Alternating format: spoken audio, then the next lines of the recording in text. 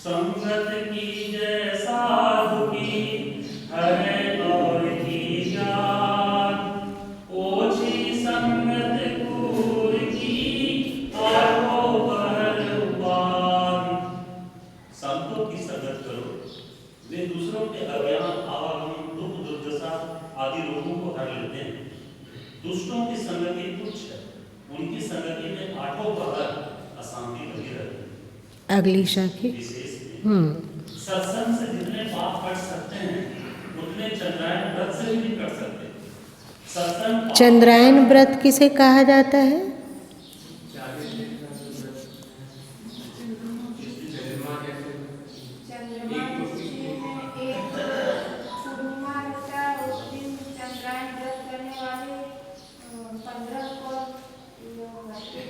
भरपेट भोजन करते हैं। चतुर्दशी रहा तो फिर 14 कौर, और त्रियोदशी रहा तो 13, फिर द्वादशी आया तो 12, फिर एकादशी आया तो 11, दसवीं में 10 कौर, नवमी में 9 कौर, फिर अष्टमी में 8, सप्तमी में 7, षष्ठी में 6, पंचमी में 5, चतुर्थी में 4 कौर, द्वितीय में, तृतीय में 3, द्वितीय में 2, और फिर प्रतिपदा में 1, और फिर दूसरा दिन उपवास, अमावस्या में उपवास। अब फिर से अमावस्या हो गया, फिर से एकम होगा तो एकम में 1 कौर, द्वितीय में 2 कौर, तृतीया में 3 कौर। इस तरह बढ़ते बढ़ते आप फिर पूर्णिमा के दिन भरपेट भोजन कर सकोगे। ये है चंद्रायन व्रत। 30 दिनों का होता है। उसके पहले आप आत्मशुद्धि के लिए अगर कुछ करते हैं, तैयारी करते हैं कि आप इस व्रत को कर सकें। ये चंद्रायन व्रत कठिन माना गया, तो कहा जा रहा है कि चंद्रायन व्रत जितना पापों को काट सकता है, उससे ज़्यादा सत्संग पापों को क्षय करता है। और साथ साथ में पाप करने की जो प्रवृत्ति है, पाप करने की जो हम लोगों की आदत है, सोच है, वो धीरे धीरे हटने लगता है। इसका कारण है सत्संग। यदि सत्संग से प्रेम हो, सत्संग के प्रति निष्ठा हो, सत्संग हम तन्मय होकर श्रवण कर रहे हों, सत्संग की बातों को दिमाग में दिन भर में चिंतन भी कर लेते हों, मनन भी कर लेते हों, और उसे अपने जीवन में उतारने का भी थोड़ा पुरुषार्थ करते हों, तो हम लोगों का जीवन पलट हो जाएगा। कागा से गुरु हंसा किन्ना, दिन ही नाम निशानी, गुरु मिले ब्रह्म ज्ञानी। सत्संग है। तुलसीदास जी ने कहा 7 स्वर्ग अपवर्ग सुख। क्या बोला उन्होंने?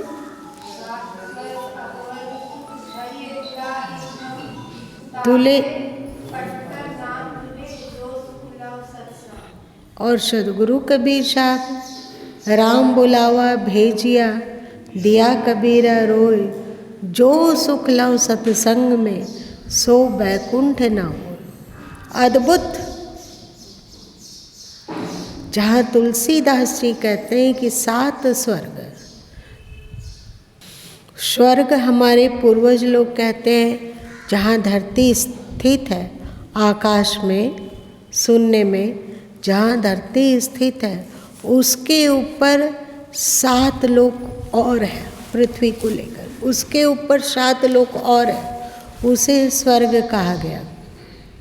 मतलब धरती की तुलना में उत्तरोत्तर उन लोकों में अधिक सक्षम, शक्तिशाली संस्कृति है। और वहाँ अधिक सुख है, अधिक शांति है। पृथ्वी के अपर, जिसे अभी आप लोग एलियन की खोज करते हो, बहुत सारे देश लगे हुए हैं ना एलियन वगैरह की खोज में।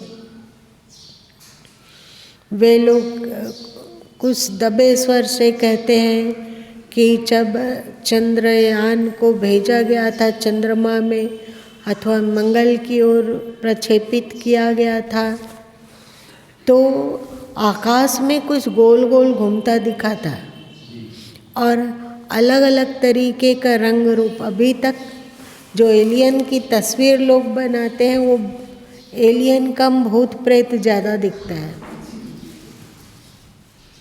है ना। अभी एलियन की छाया हो सकती है अथवा जो भी हो, अभी तक हम लोगों की पृथ्वीवासी उसे खोज नहीं सके, है ना। और आपके धरती पर, इसी धरती में आपके पूर्वज ऐसे थे जो सशरीर भी उनकी यात्रा कर लिया करते थे। सभी नहीं कर सकते थे, पर जो जानकार हैं, जो उस कला में प्रवीण हैं, वे इन ऊपर के लोगों की यात्रा कर लिया करते थे। ऊपर के लोगों के आप लोग सुने, अर्जुन जब इंद्रदेव जी से शस्त्र विद्या, अलग अलग शस्त्र विद्या सीखने के लिए इंद्रलोक गए थे। आप लोग पढ़े हो ना महाभारत वगैरह में, वहाँ उन्हें उर्वशी मिली, पर वे अपने तप और निष्ठा में कायम थे। उर्वशी कितना भी उनके साप दे दी कि यदि तुम हमारा कहना नहीं मानोगे तो तुम नपुंसक हो जाओगे। अर्जुन उस श्राप को स्वीकार किए, लेकिन ढुल के नहीं। धन्य हम लोगों के पूर्वज, कोई है धरती में जो अप्सराओं की प्राप्ति के लिए, हूरों की प्राप्ति के लिए जन्नत अथवा स्वर्ग जाना चाहता है, और हमारे पूर्वज लोग स्वर्ग की अप्सराओं को भी ठोकर मार देते हैं। क्षमता है। इंद्रलोक है, फिर उससे भी ऊपर पितृलोक माना जाता है, गंधर्व लोक है, यक्ष लोक है। ऐसा ऐसा 7 लोकों की चर्चा आती है। और अपवर्ग कहा जाता है, 7 स्वर्ग अपवर्ग। अपवर्ग कहा जाता है पृथ्वी से नीचे। पृथ्वी जिस तरह विकसित है, यहाँ जिस तरह अध्यात्म फल फूल रहा है, उतनी आध्यात्मिकता, उस तरह की शांति, उस तरह की व्यवस्था पृथ्वी के नीचे लोकों में न्यून है, कम है, कम होते जाता है। धीरे धीरे धीरे धीरे धीरे कम विकसित, कम आध्यात्मिकता, सत्संग। परंतु इन 14 लोकों में सत्संग की सुविधा नहीं है। पर वहाँ पर आपके पास पुण्य की ढेर है तो आप इस स्वर्ग अपवर्ग की यात्रा कर सकते हो। तुलसीदास जी मजे से कहते हैं 7 स्वर्ग अपवर्ग सुख। 7 लोग ऊपर के और 7 लोग नीचे के। तुम लोग 14 लोग मानते हो ना? मानते हो ना 14 लोग? लोक किसे कहा गया? जहाँ लोग रहते हैं, लोग रहते हैं। वैसे छोटे छोटे तो अन्य बहुत है, पर हम लोगों के पूर्वजों ने 14 लोकों का ज्ञान प्राप्त किया और 14 लोक से उनका संपर्क था, 14 लोक से। और वे सशरीर वहाँ जा भी सकते थे और मज़े से आ भी सकते थे। आप सोचो, अर्जुन जब गए होंगे इंद्रलोक तो कैसे गए होंगे?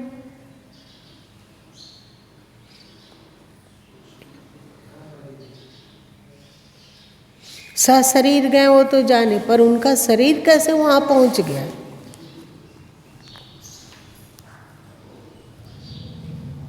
कभी सोचा? निश्चय हमारे पूर्वजों के पास इस तरह की कोई न कोई विद्या होगी, जिस विद्या के द्वारा यान प्रकट होता हो और वे उस यान से विभिन्न लोकों की यात्रा करते हों। क्योंकि नागलोक अथवा और जो पाताल लोक इत्यादि, सुतल लोक, तलातल लोक इत्यादि की चर्चा तुम्हारे शास्त्रों में है, तो कुछ तो था जिसे वे नीचे की भी यात्रा मजे से कर पाते थे और ऊपर की यात्रा भी कर पाते थे। ऊपर का जो लोक है वे पृथ्वी से ज़्यादा सघन सुख है वहाँ, और पृथ्वी के नीचे के जो 14 लोक है वहाँ पृथ्वी से न्यून सुख होता चला गया है। तुलसीदास जी महाराज कहते हैं कि ये 14 लोकों के सुखों को एक साथ कर दिया जाए और पृथ्वी तराजू के एक पलड़े पर रखा जाए और दूसरे पलड़े पर सत्संग का सुख रखा जाए, तो सत्संग भारी हो जाता है। क्या आप लोगों को भी सत्संग में सुख की अनुभूति होती है या नहीं होती? अच्छा, इसीलिए दौड़े आते हैं।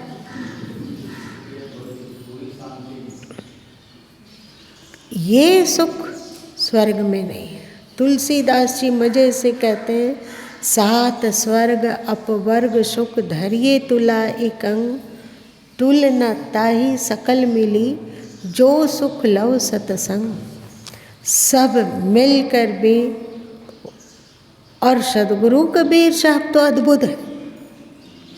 14 लोक से परे है बैकुंठ, जहाँ दिव्य शक्ति दिव्य ऊर्जा का निवास होता है, वो परे है। और जो 14 लोक से परे बैकुंठ है, जहाँ की बहुत ही पावरफुल ऊर्जा का सघन वास है, वहाँ से आमंत्रण आता है कि राम बुलावा भेजिया दिया कबीरा रो, और सदगुरु कबीर साहब रोने लग जाते हैं। जो सुख लव सत्संग में सो बैकुंठ नाओ। जो सुख सत्संग में है वो बैकुंठ में नहीं हो सकता है। क्या, कौन सा सुख है भाई? देखिए, आप देवलोक चले गए, आप स्वर्ग मान लीजिए कि पहुंच गए, तो वहाँ आप अपने पुण्य का उपभोग कर रहे हैं, है ना? पर पुण्य करने का अधिकार आपको नहीं है। मोक्ष को उपलब्ध होने का अधिकार आपको नहीं है। कि है? शास्त्रों के अनुसार हम 14 लोक को जाने तो इस बात की भी चर्चा शास्त्रों में है कि स्वर्ग आदि में पुण्य का उपभोग तो आप करते हैं, पुण्य का उपभोग करते हैं, पर पुण्य का उपभोग हो जाने पर आपके पास आपने जो कभी पाप किया है वो ज्यों का त्यों बना हुआ रहेगा। आप पुण्य का भोग कर करके उसको समाप्त करेंगे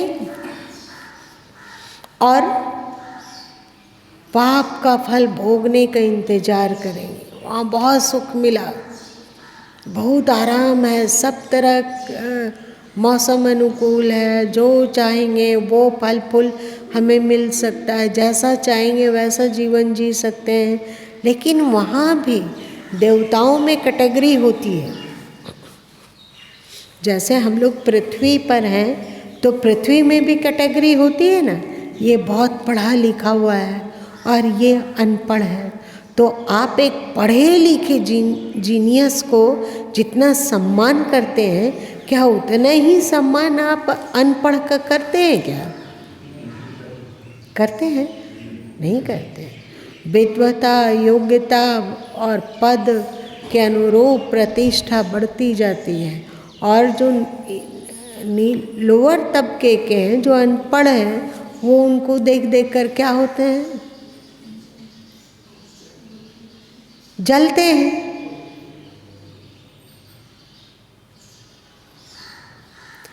तो शास्त्रों में आता है कि स्वर्ग में भी, क्योंकि देवताओं की कैटेगरी है, तो उसके अनुसार उनको सुख मिल रहा है, तो नीचे के देवता लोग ऊपर के देवताओं को देख देख कर ईर्ष्या से भरे रहते हैं। ईर्ष्या उनका हृदय को जलाता है, पर वहाँ पहुँच नहीं सकते हैं। और जो ऊपर कैटेगरी के देवता लोग हैं वे भयभीत बने रहते हैं। नीचे वाले ईर्ष्या से भरे हैं और ऊपर वाले भयभीत हैं कि पुण्य समाप्त हुआ और हम गिरे, ये सुख सब छिन जाएगा, कुछ नहीं मिलेगा हमें। कहाँ ये सुख और कहाँ फिर गिरेंगे, कहाँ गिर जाएंगे, किस स्थिति को प्राप्त कर लेंगे, कुछ नहीं है। तो वहाँ पे घबराहट है, थर थर कँपना है। हम लोगों का तो कम से कम इतना लगता है कि अभी शरीर स्वस्थ है तो 1-2 साल तो ज़रूर जिंदा रहेंगे, ऐसा हम लोग कल्पना करते हैं। पर वहाँ इसकी भी कोई संभावना नहीं, तो वहाँ दुख बना रहता है, पुण्य। और वे एक और बात होता है कि एक को ईर्ष्या और एक को भय और इधर पुण्यों का क्षय, 3 काम वहाँ होते रहते हैं। मोक्ष की तो कोई बात ही नहीं है। हम अपने पापों को काट सकेंगे इसका तो कोई प्रश्न ही नहीं उठता है,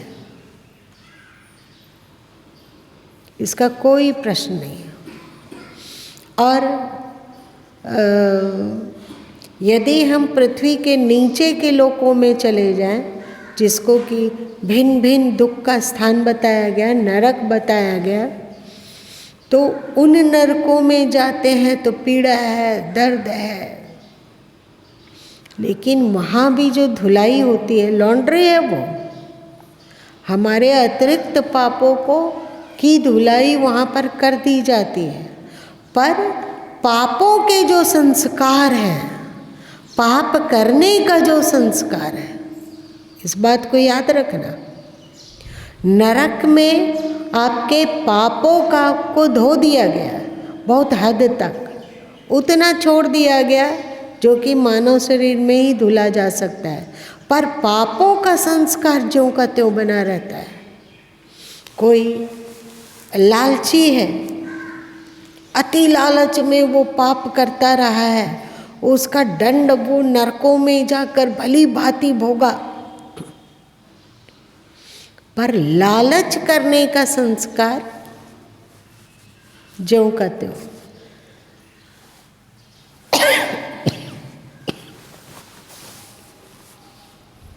क्रोध है किसी में तो क्रोध ही लोग सैकड़ों साल तक नरक की अग्नि में जलते हैं, क्योंकि वो अपनी आत्महत्या तो करता ही है, मतलब अपने आप को तो वो दर्द से गुजारता ही है। रेणु जी, आपको खड़ा फिर होना होगा। गुरु माँ बहुत चौकन्ने इंसान है, याद रखना। जहाँ तक रोशनी जाती है वहाँ तक सांप को देख पाते हैं, इधर बोलते हुए भी।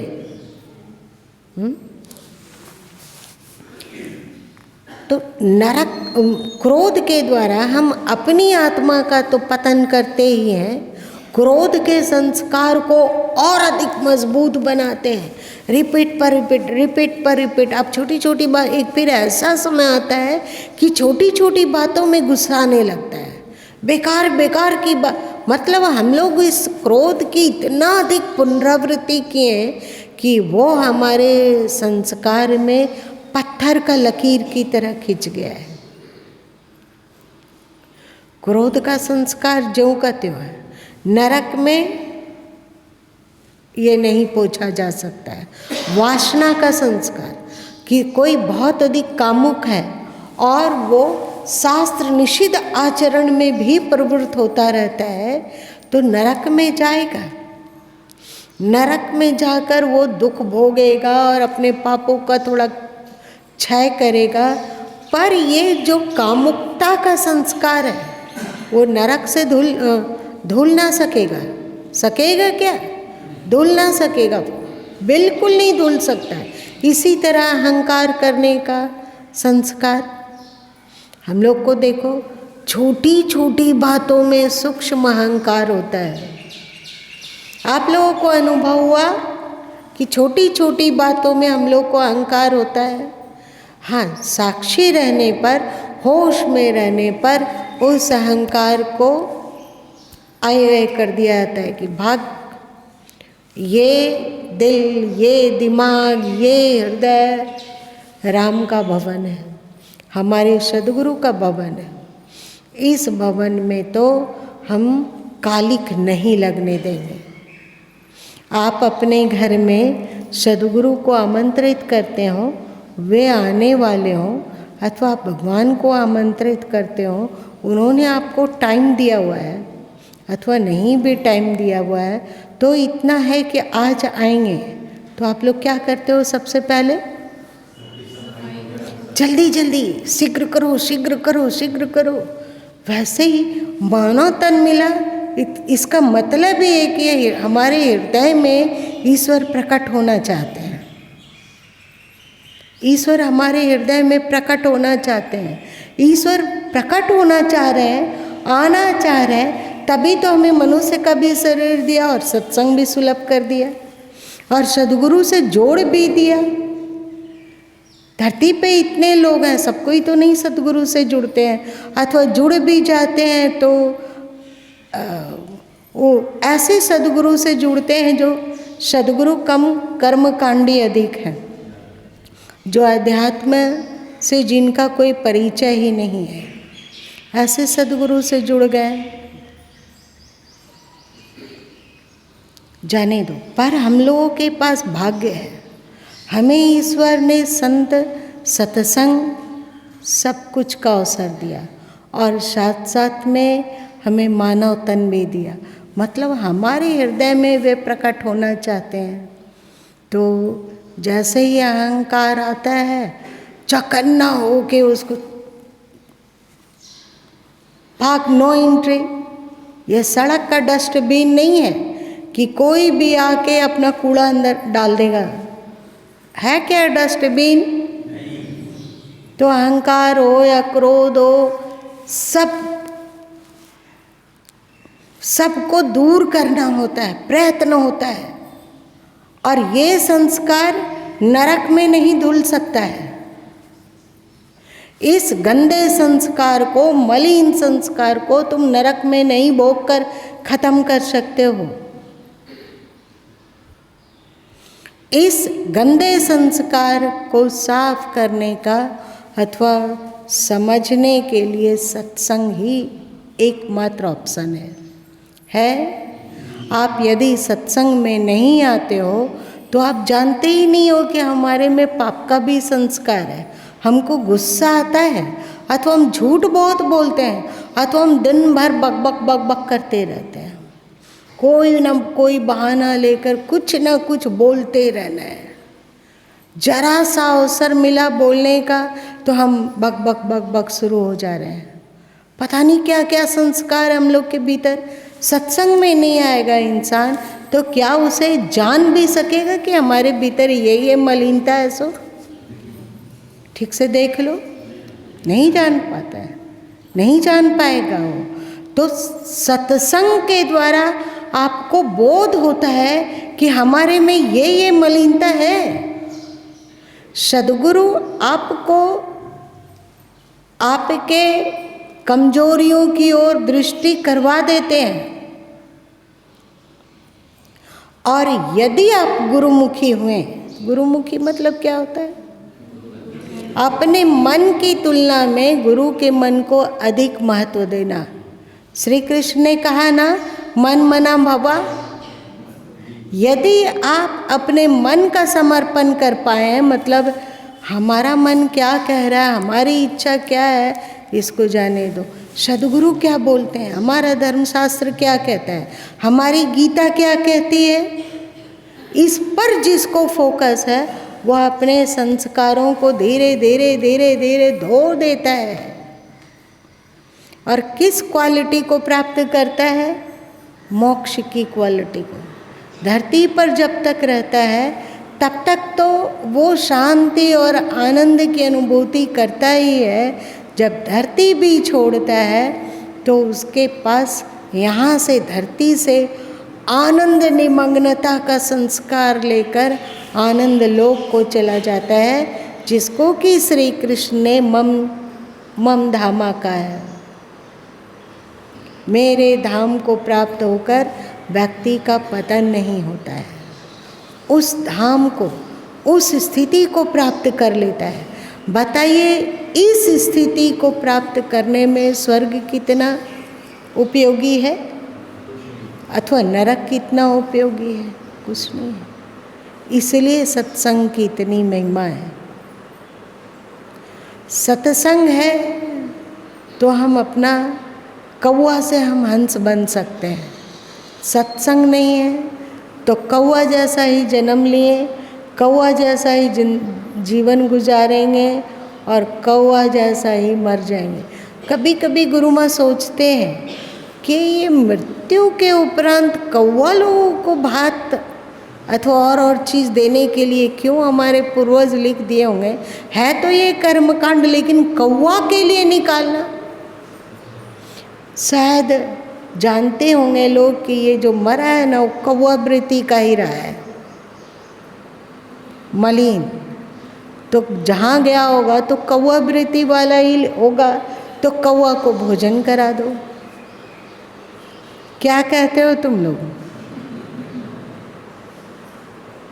और जो सत्संगी है, जो ज्ञानी है, उसे कौवा लोग को भोजन देने का जरूरत नहीं, क्योंकि वो जीवन जिया तो भी कौवा बन के नहीं जिया, और जब मरा तो कौवा वाला संस्कार नहीं लेके गया, और मर के जहाँ गया वहाँ पर कौवा है ही नहीं। कौवा मतलब तमोगुण, तमोगुण निकृष्टता है ही नहीं।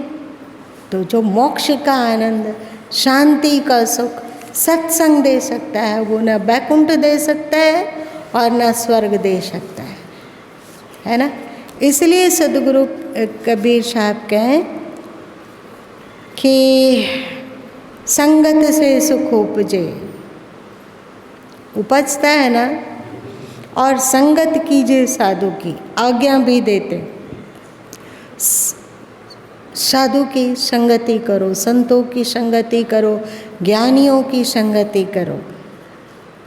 हरे ओर की व्याधि, अनादि काल से जो हम लोगों के भीतर अज्ञान की व्याधि है, कुसंस्कारों की व्याधि है, उसका अपहरण सत्संग के द्वारा ही हो सकता है। सत्संग और आपका पुरुषार्थ, सद्गुरु की करुणा तो है ही, तभी वे बकबक करते होंगे। वैसे उनको बकबक करने का क्या मतलब है? उनके बकबक करने से उनको कुछ मिल रहा है क्या? नहीं मिलता है। तो लेकिन वे बोल रहे हैं, मतलब वे करुणावान हैं, और ईश्वर भी करुणावान है कि उनके वाणी में अवस्थित होकर वो अपने जीवात्माओं को संदेश दे पाता है। ये सत्संग और सद्गुरु की करुणा और ईश्वर की करुणा सब कुछ मिला हुआ है, बस अपने आप पर अपनी करुणा करनी बाकी है। हरे ओर की व्याधि, अनादि काल की व्याधि को हरण करने में सत्संग समर्थ है। ओछी संगत कूर की आठों पहर उपाधि, दुष्ट लोगों की संगति में आठों पहर अशांति ही अशांति है कि नहीं? इसलिए संगत कीजिए, आज इतना ही रहने दो।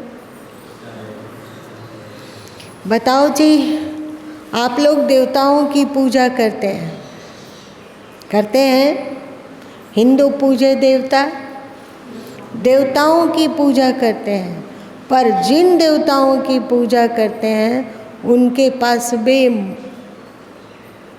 मोक्ष को प्राप्त करने का अधिकार नहीं है।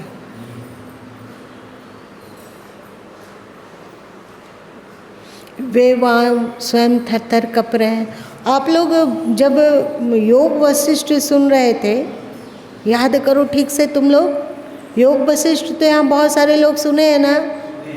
तो याद करो कि एक ऋषि के पास इंद्रदेव आए कि स्वर्ग चलना है, तो ऋषि ने क्या कहा कि पहले हमें पता लगाने दीजिए कि स्वर्ग में क्या क्या होता है और कहाँ किस लोक में क्या होता है।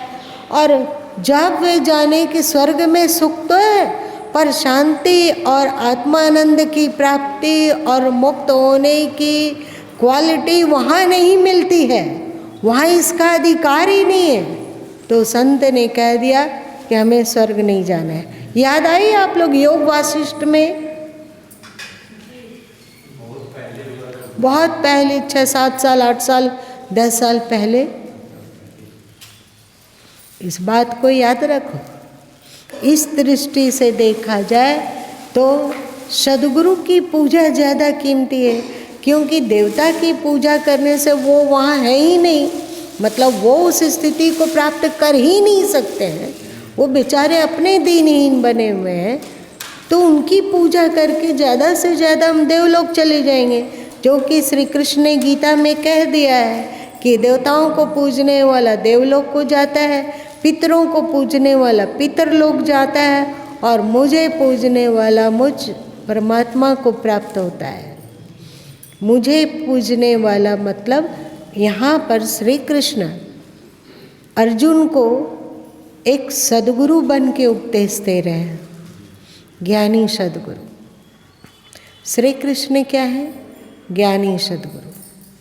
तो वे कहते हैं कि मुझे भजने वाला, मेरी भक्ति करने वाला मुझे प्राप्त होते हैं। ये कीमती है।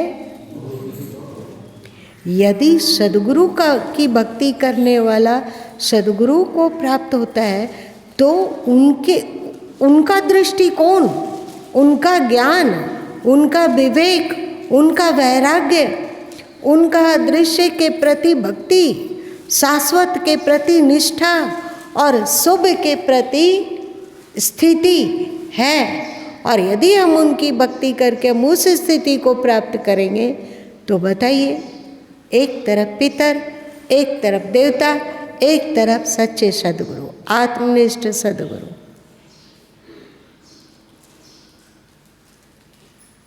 हमारा जीवन किस लिए?